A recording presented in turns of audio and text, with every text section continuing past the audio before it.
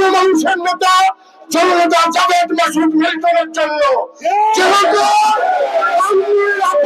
মানুষ আজকে কান্নাকাটি করছে, আপনারা গত 22 তারিখে দেখেছেন মহিলাদের আকুতি, সাধারণ মানুষের আকুতি, যে মানববন্ধন হলো, ওই মানববন্ধনে প্রমাণ করে যে জননেতা জাভেদ মাসুদ মিল্টন ছাড়া গান্ধীগার ধানের শীষ কার্যকর করবে।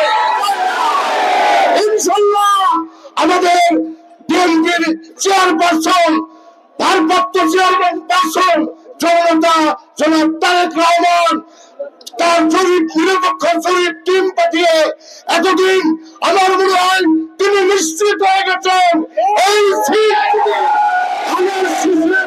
ধানের শীষে রাখতে হয়, তাহলে জননেতা জাভেদ মাসুদ মিল্টনের হাতে ধানের শীষের ঝান্ডা দিতে হবে।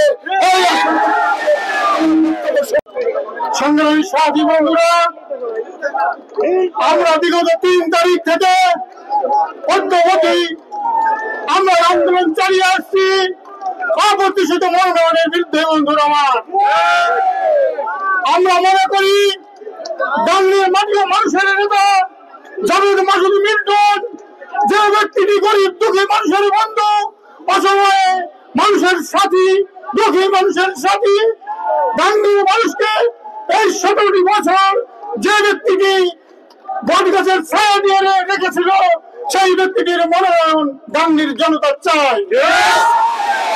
আমরা আশা করি কেন্দ্রীয় হাইকমান্ডের কাছে দূরত্ব আহ্বান রাখছি এবং ভারপ্রাপ্ত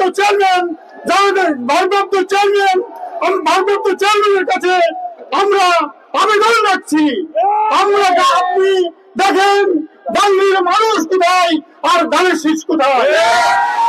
আমরা চাই এই ধানের শীষ এই মনোনয়ন পরিবর্তন করে আমাদের প্রিয় নেতা, মাটির মানুষের নেতা, জনগণের নেতা, দুঃখী মানুষের নেতা জাভেদ মাসুদ মিল্টনের হাতে যতক্ষণ পর্যন্ত এই মনোনয়ন পরিবর্তন না হচ্ছে ততক্ষণ পর্যন্ত আমরা এই রাজপথে থাকবো। আমি আমার বক্তব্য